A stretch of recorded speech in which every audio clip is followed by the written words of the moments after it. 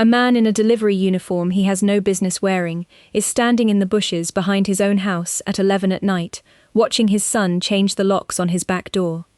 That man is 78 years old. He used to own that house. Tonight he is trespassing on it. My name's Renata Cole. People call me Ren, and the night I found my father crouched in his own hydrangeas wearing a stranger's brown uniform shirt, 3 sizes too big, was the night I stopped believing anything my brother told me. Before I tell you why he was hiding, I need you to sit with that image for a second. Because the question isn't how did he get there. The question is, what does a man have to survive to end up sneaking around his own backyard like a burglar? Stay with me. It gets worse before it gets good. And it does get good. 4 months earlier, my dad was fine. Better than fine. Walton Kessler, 78, retired, 31 years running a small engine repair shop on the edge of town, the kind of place where guys brought their lawnmowers and left an hour later, having also fixed their marriage over free coffee. Widower for 6 years. Sharp as a new blade. Still changed his own oil. Then in March, a delivery truck ran a stop sign on Route 12 and clipped his sedan. Broken hip, minor concussion, a week in the hospital. Not fatal, just enough to make him need help for a while. And a while is exactly the crack my brother Dean was waiting for. Here's the thing about Dean. He's not stupid, and he's not cruel in any way you could point a camera at. He's the guy who shows up to the hospital with a rotisserie chicken and a smile that never quite reaches the top half of his face. His wife, Priya, calls Dad Pop in a voice a half note too sweet, the kind of sweet you use on customers, not family. They moved into his house, just for a few weeks, to help him recover. Reasonable. I said yes to it too. That's the part that still gets me. I agreed to the thing that started all of it. Week 1, fine. Week 2, Dad's calls to me started getting shorter. Week 3, they stopped answering the landline entirely and told me to just text Priya instead, because Dad's resting so much these days. A 78-year-old locksmith's son who runs cybersecurity training for a living does not accidentally forget how phones work. I want that on the record now, because it matters in about 90 seconds. Here's where it turns from suspicious to something else entirely. I drove up on a random Tuesday. No warning, because by then I'd learned warnings got me managed. Priya answered the door with red eyes and said Dad had gone to stay with his cousin in Ohio for a bit.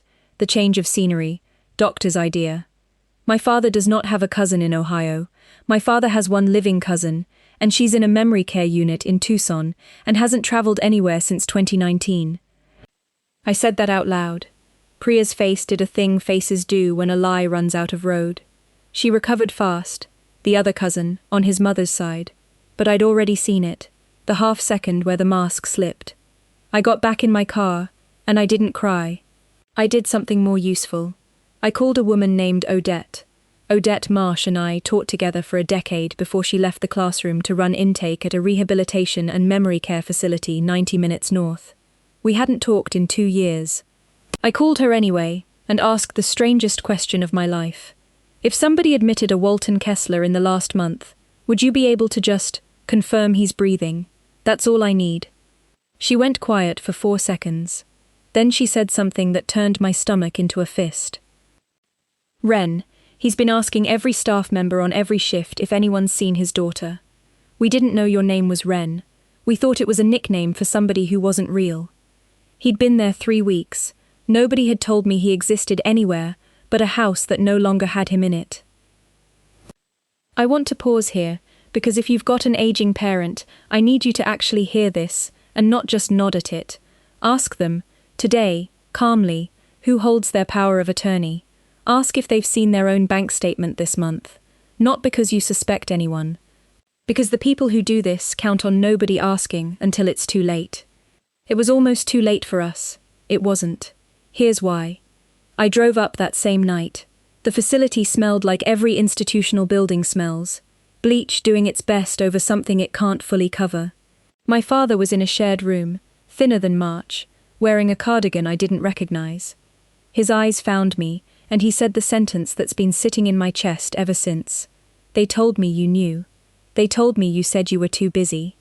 Not why did this happen? Not get me out. Just, They told each of us the other one didn't want anything to do with him. That's when I understood the whole shape of it. It was never really about the house or the money first. It was about making sure the two people who loved each other stopped talking long enough for someone else to talk instead. We spent 2 hours untangling it. His old flip phone had broken. The smartphone I didn't even know he owned.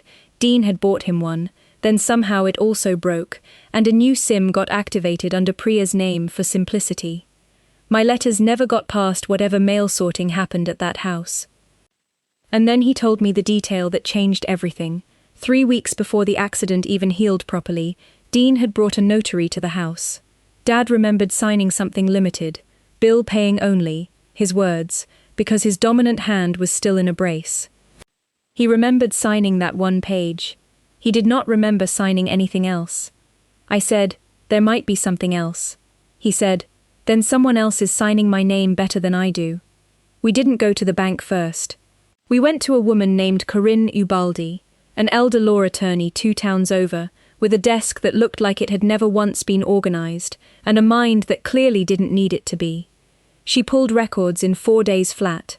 Here's what came back, and I want you to actually absorb the number. $206,000 had moved out of my father's accounts in 11 weeks. $60,000 to a shell company registered the same month as the accident. $71,000 toward a second mortgage on a lake house that was very much not my father's lake house.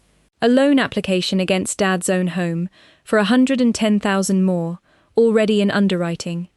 And behind all of it, one signature page, dated the week after Dad had checked into the care facility.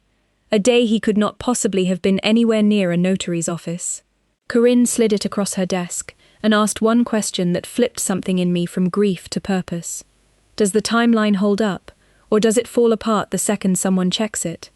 It fell apart, beautifully. Here's what my father wanted, and it wasn't a lawsuit sitting quiet in a filing cabinet for 2 years. He wanted the town, the customers, the neighbors, the guys who still waved when they drove past his old shop, to see this happen in real time, in front of witnesses, before anyone could spin it into the confused old man and his greedy daughter. So when Corinne told us Dean had already listed the house for a private estate sale, furniture, tools, the truck, everything, price to move fast, viewing scheduled for Saturday, my father didn't ask her to stop it. He asked her to let it happen, and to make sure he was standing in his own driveway when the doors opened. Saturday morning, 20-some strangers walking through tables of my father's life, with little numbered stickers on them. Dean in a golf shirt playing host, Priya doing the thing she does with her voice, telling a woman eyeing the workbench that my father-in-law's health made this necessary.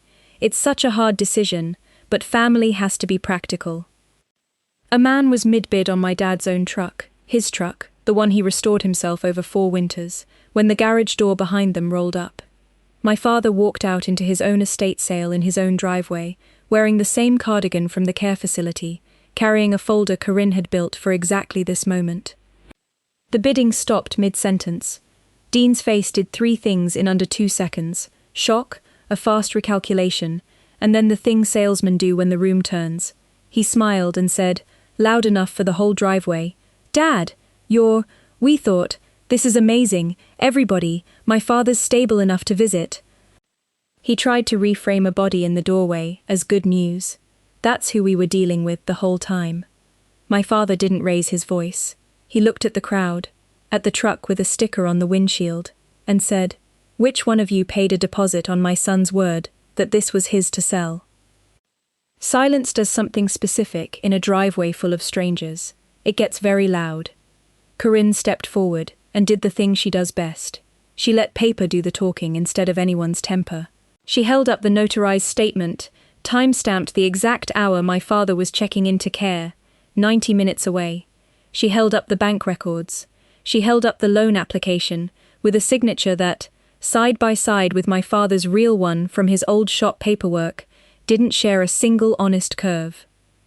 "Mr. Kessler has revoked every power of attorney as of this morning," she said, pleasant as a weather report. "Anything sold here today was sold without authority to sell it. I'd ask everyone holding a deposit to get it back from this man directly." 20 strangers turned, in perfect unison, toward my brother. Priya went for sympathy first. He's exhausted. We've done everything for him. And my father, calm as I've ever heard him, said the only line he'd saved for that moment. You put me somewhere so quiet, even my own daughter couldn't find me. I'm done being quiet for you. Dean went for anger next, the way cornered men always do.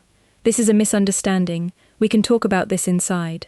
Right up until the two people at the back of the small crowd introduced themselves as investigators from the county's financial crimes unit.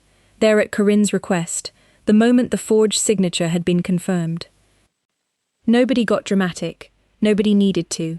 The quietest sentence in the whole driveway was the one that ended it. Sir, we're going to need you to come answer some questions about a loan application. Here's the ledger, because you've earned it. Dean was charged with forgery and financial exploitation of an elderly person. His shell company was dissolved by court order within the month. Of the $206,000 taken, my father recovered $160,000 through restitution and a fraud clawback on the fake mortgage. The house sale was voided in full. Nothing that left that driveway stayed gone. Priya wasn't charged. She also wasn't invited back. There's a difference between innocence and just not getting caught, and my father knows exactly which one she gets. We moved Dad's things back into his own house that same week. First thing he did, before he even unpacked a box, was sit on his own porch step with a cup of coffee he made himself, in a house that was quiet, in the right way for once. He teaches a little workshop now at the community center on Thursdays.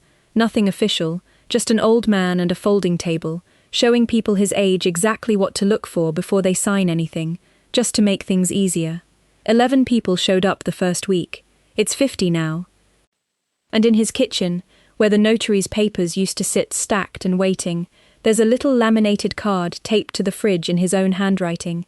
It says, "Ask twice, sign once, tell your daughter everything." That's the whole lesson really. Not the money, the asking.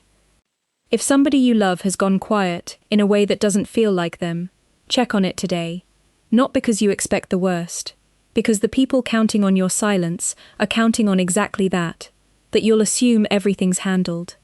Tell me in the comments if this reminded you of anyone in your own family. I read every one.